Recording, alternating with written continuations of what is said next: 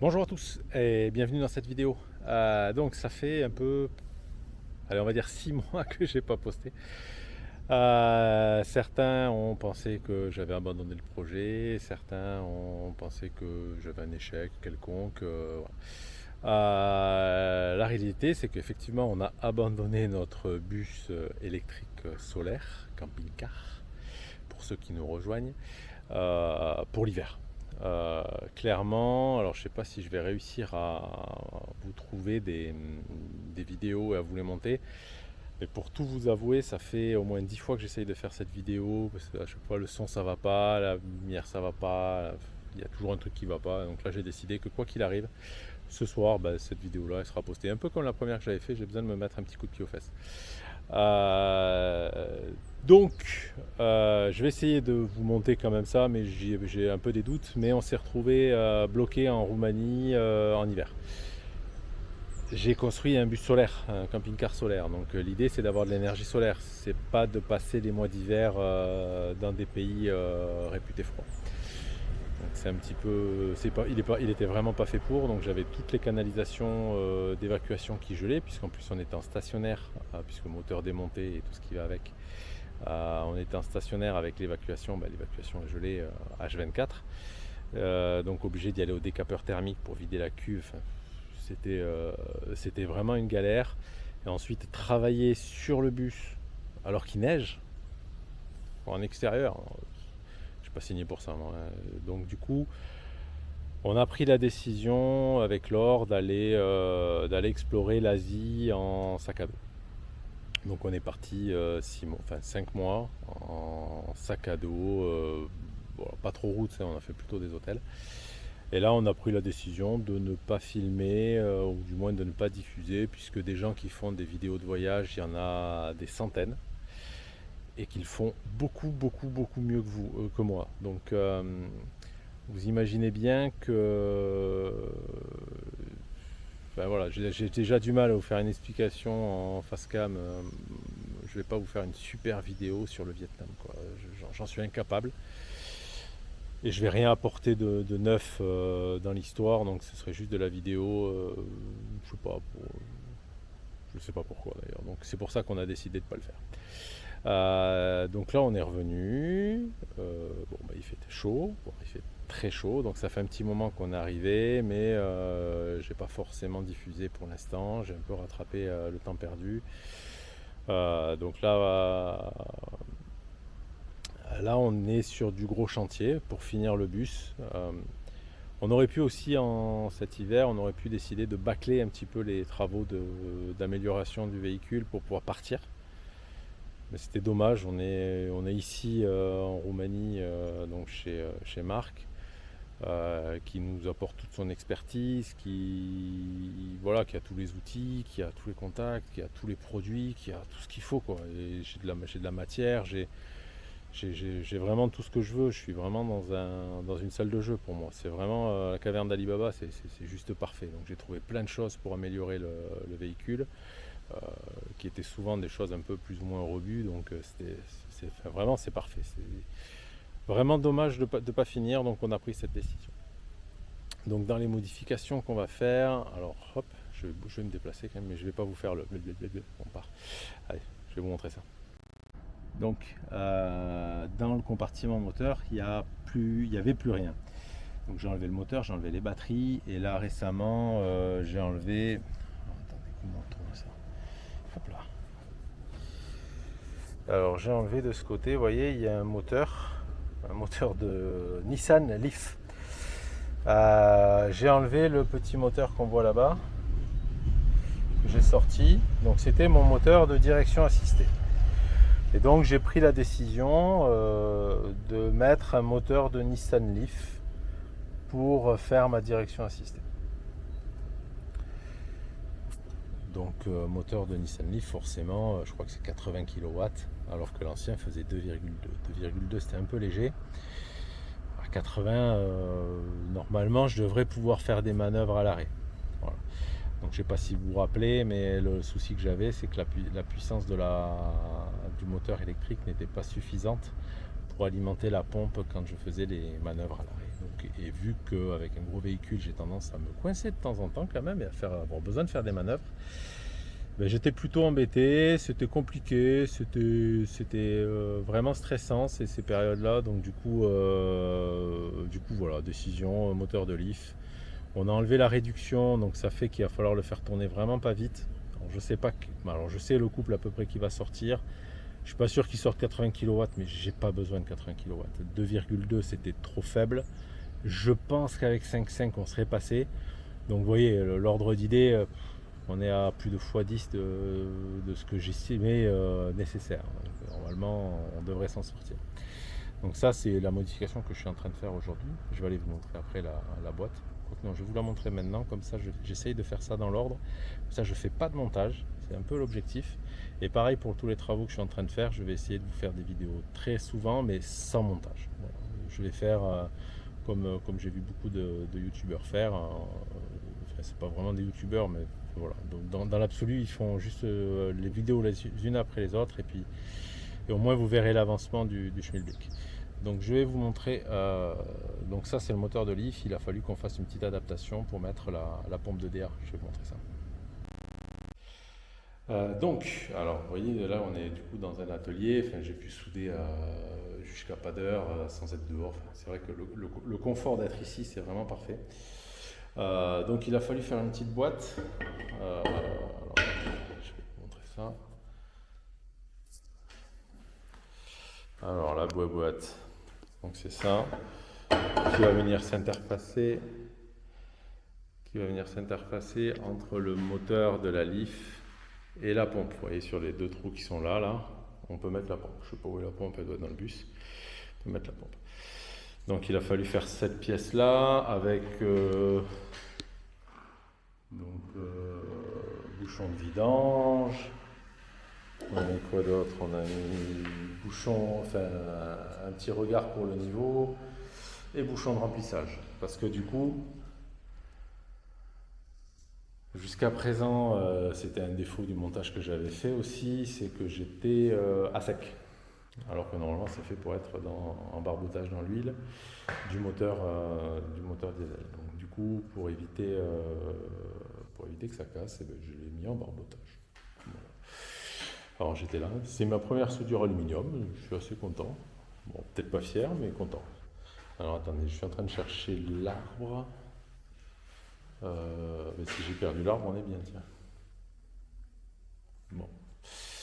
Donc normalement, j'ai un arbre qui va avec. Bon, je le cherche et je vous montre ça. Donc j'ai retrouvé l'arbre. Vous voyez, c'est ça. Et donc donc là vous avez les cannelures d'origine du moteur. Donc en fait on a pris l'arbre du moteur de Leaf, de la boîte de réduction. Hop. On a pris le moteur, donc l'arbre du moteur de la boîte de réduction du moteur Leaf qu'on a coupé, qu'on a usiné pour qu'il puisse s'emmancher à chaud. À froid pour l'arbre en l'occurrence, dans la pièce que j'avais déjà fait usiner pour aller sur le moteur, le petit moteur électrique de 2. Donc ce qui fait que on a fabriqué cette pièce qui est assez compacte, qui me permet de rentrer, parce que mine de rien, il prend un peu de place le moteur de Leaf. Et donc du coup ça me permet de gagner de la place, et donc je suis assez content du résultat. On a un peu exagéré les cotes, donc c'est pas prêt de s'en aller. Voilà. C'est clair que même si un jour je veux l'enlever, je pense que c'est juste pas possible. C'est juste plus possible du tout de l'enlever, mais c'est pas grave. On refera quelque chose s'il y a besoin. Voilà, donc le seul problème que j'ai avec cette plaque, c'est qu'il y a un petit souci de centrage. Il faut que j'arrive à axer tout ça. Ça, je vais me faire un petit peu. Voilà, je vais me prendre la tête, on va dire. Pour le monter, mais je pense qu'après, dans un deuxième temps, il n'y a pas besoin de le démonter tous les jours non plus. L'autre, je l'avais démonté que quand ça posait problème, sinon j'ai jamais démonté. Donc normalement, ça devrait le faire. Je vais me prendre un petit peu la tête, mais je vais y arriver. Donc voilà pour la partie direction assistée. Maintenant, je vais vous montrer le reste. Donc ici, toujours dans le capot moteur, on a, enfin j'ai, là. Donc vous voyez la batterie, donc ça c'est la première batterie que j'ai remis en place. Donc elle est complètement capotée. Donc j'ai refait tout l'intérieur, j'ai tout recablé sur un nouveau système de BMS. J'ai rajouté, alors ça je vous le montrerai dans une prochaine vidéo, j'espère que je vais en faire régulièrement. Où je vous montrerai l'avancement de l'autre, mais j'ai rajouté donc un coupe-circuit par batterie que je n'avais pas, j'avais qu'une solution globale. J'ai mis un fusible par batterie, là aussi ça me permet de pouvoir monter un peu plus haut en ampérage. Là le fusible que j'avais, il était assez limite par rapport aux consommations qu'on peut avoir en pic, et à chaque fois je serrais un peu les fesses. Donc j'ai rajouté un relais aussi par batterie sur le négatif pour avoir une coupure d'urgence. Donc ce qui fait que globalement on se retrouve avec une possibilité d'isoler totalement les batteries du reste. Ensuite chaque batterie communique donc en CAN sur le système global, et après je gérerai ça. C'est du logiciel, ça c'est un détail. Ça se fera dans un deuxième temps. Même si je suis parti, ça je pourrais le faire sur la route, ça me fait pas du tout peur. Ensuite, le faire ou l'améliorer du moins. Donc ça c'est pour la partie batterie, donc c'est un gros upgrade, vraiment. Et ensuite je les ai montés, enfin, pour celle-là. Pour les autres je vais faire la même chose, je les monte directement avec le méga ohm mètre, c'est-à-dire qu'au fur et à mesure que j'avance, je vérifie s'il n'y a pas une petite fuite quelque part qui traîne pour pouvoir l'isoler et traiter le problème. Donc ça c'est grosse upgrade. Là pareil, toutes les batteries vont revenir sur un tableau d'essai, donc avec une section en 75 carrés chacune, et ensuite de là ça repartira au moteur. Donc ce qui fait qu'on va avoir moins de problèmes de section de câble. On va être sur quelque chose de vraiment top. Là normalement il n'y a plus trop d'origine de problème possible. Voilà, donc ça c'est l'upgrade de batterie. Grosse upgrade. Là il y a vraiment besoin de beaucoup de travail pour faire quelque chose de vraiment propre et qui soit fiable dans le temps. Ensuite, qu'est-ce que j'ai préparé d'autre? Ah oui, j'ai préparé sur le moteur aussi. Je vais vous montrer ça. Donc oui, grosse upgrade aussi au niveau du moteur. Alors c'est un peu de dernière minute là. Marc m'a trouvé au fond d'un carton. Enfin Marc, Yonot, le gars qui s'occupe des moteurs chez Marc. Au fond d'un carton, quelque chose qui stocke en fait, normalement qui stocke pas mais qui peuvent commander. Et c'est un changement de rapport de réduction sur le réducteur du moteur Tesla. C'est la pièce que j'ai commandée à Marseille, on ne s'est pas entendu sur les côtes. Du coup, il faut la refaire. Donc, il faut que j'aille là-bas, il faut que je m'en occupe. Je ne m'en suis pas encore occupé. Donc, il faudra que je m'en occupe quand même pour qu'on finalise et avoir quelque chose de bien. Mais là, du coup, Marc avait quelque chose. C'est pas exactement ce que j'avais fait moi, dans l'idée. Mais on va essayer, on va voir si c'est capable d'encaisser le couple, j'espère. Sinon, il y a risque d'explosion du moteur s'il y a une dent qui part. Donc on verra, on mettra une petite caméra au cas où, quoi, comme ça au moins on aura filmé quelque chose. Donc en fait voilà, changer le rapport de réduction, je vais vous montrer ce que ça fait. Hop. Donc, alors ça, celui-ci là, c'est l'arbre central du moteur Tesla d'origine. C'est-à-dire que ici là sur ces dents, vous avez le pignon qui vient tourner là du moteur qui tourne. Donc lui il tourne très vite et donc du coup lui il fait moins de tours. Donc c'est pour ça qu'on appelle ça une réduction. Donc lui celui-ci est plus petit. Alors j'en ai pas là sous la main, mais croyez-moi sur parole. Et ensuite, donc, quand lui fait 3 tours, lui il en fait 1. Voilà, l'ordre d'idée c'est ça. Et ensuite il y a celui-ci de pignon sur le même arbre qui lui va être sur cette pièce qui est branchée qui est connectée donc sur mon entrée de boîte. Donc vous voyez la taille de la couronne qui est beaucoup plus grande là aussi que celle-ci. Et c'est le même rapport de réduction, 3,75 ou quelque chose comme ça. Donc au lieu on change cette pièce-là pour mettre cette pièce-ci. Donc vous voyez le delta entre les deux. Le delta entre les deux est beaucoup plus faible, hein. C'est-à-dire que là, celui-là, c'est exactement le même, c'est celui d'origine qui est sur le moteur, qui sera ici, qui va venir comme ça. Et le moteur, il est comme ça, hop, dans l'idée. Et donc celui-là est beaucoup plus grand. Et du coup, celui qui est, alors là, je l'ai pas. Là, je ne l'ai pas parce il est à l'usinage, parce qu'on l'a modifié pour qu'il aille bien avec la sortie du bus, pour avoir une sortie en ISO 100 pour mon arbre. Du coup, là, il est à l'usinage. Nous, on a fait quelques modifs dessus, mais après, pour tout ce qui est cannelure, on n'est absolument pas adapté, enfin, on n'est pas outillé pour faire ça. Mais il travaille avec un super usineur à côté. En moins d'une semaine, je devrais l'avoir. Donc, plutôt top. Et donc, du coup, ben, la grande couronne, celle qui est sur l'arbre, sera plus petite. Donc, on devrait tourner à peu près 2 fois moins vite que ce qu'on tourne aujourd'hui. Non, c'est l'inverse, on va tourner 2 fois plus vite que ce qu'on tourne aujourd'hui. Et donc, on aura 2 fois moins de couple en sortie du moteur.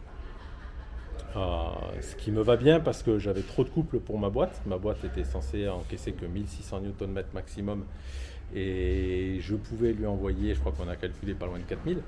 Donc à chaque fois, moi sur l'accélérateur, j'étais pas très serein, donc je faisais très attention. Et je me retrouvais à être un peu court en vitesse de rotation. Entre la 3 et la 4, c'était un peu compliqué, j'arrivais pas à trouver mon bon rapport. Soit je travaillais trop au couple pour la boîte, soit trop en régime moteur pour le moteur. Donc c'était un petit peu compliqué. Bon, ça se faisait, mais c'était pas très intuitif. Donc là, normalement, si ça tient, alors je dis bien si ça tient, parce que la problématique, c'est que moi, j'avais prévu de le changer au niveau du premier étage de réduction, ce qui me permettait de travailler moins sur le couple, sur des dents qu'on fait faire à l'unité, sur les couronnes. Parce que Tesla, on leur propre tellement, ils ont travaillé leur truc, certainement comme des malades mentaux. Et le plus dur, je pense, que c'est de faire passer le couple et pas la vitesse. Donc voilà, bon, on va voir. On prend le risque, c'est une décision que j'ai prise, on prend le risque. Ici, il y a suffisamment de pièces détachées de moteur qui sont alors pas tous fonctionnels parce que forcément ils ont des retours de moteurs en panne, de moteurs cassés. Donc on a de la pièce, on devrait réussir à faire remonter quelque chose. Voilà, je ne sais pas trop comment, on trouvera une solution, mais au moins on aura essayé et voilà. Ça c'est vraiment un gros upgrade qu'on va faire sur le moteur, ça va vraiment y changer la vie. Deuxième point qu'on va changer, alors ça c'est quelque chose qui se fait beaucoup maintenant chez Tesla, même en réparation, donc quand on renvoie les moteurs, ils font un bypass sur cette partie-là, là, vous voyez. En fait, ça c'est le rotor ici. Et vous savez qu'il est refroidi par l'intérieur. Et donc une des pannes que j'ai eues, qui a vraiment posé problème, c'est que ce joint ici, il a fui. Donc forcément, ça peut monter à 16 000 tours minute. Alors moi, j'y montais beaucoup en fait, parce que j'avais pas la réduction justement. Donc ça peut monter vite, machin. Et c'est pas que sur mon montage avec le bus, c'est vraiment tout le monde est embêté avec ça. Et finalement, ils ont estimé que c'était pas nécessaire de refroidir le rotor. Ça apportait trop peu de choses par rapport au risque que ça génère.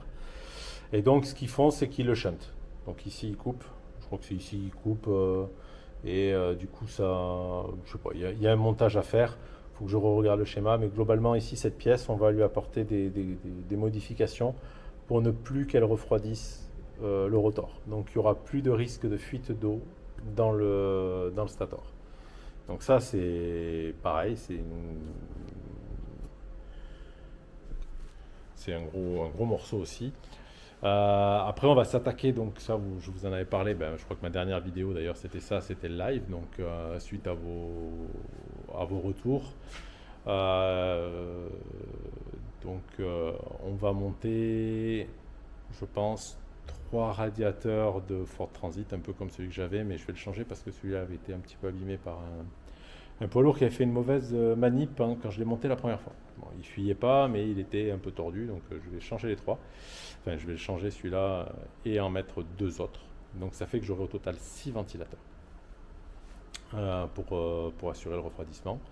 Je les laisse à l'horizontale en bas, peut-être légèrement incliné pour faire un peu écope.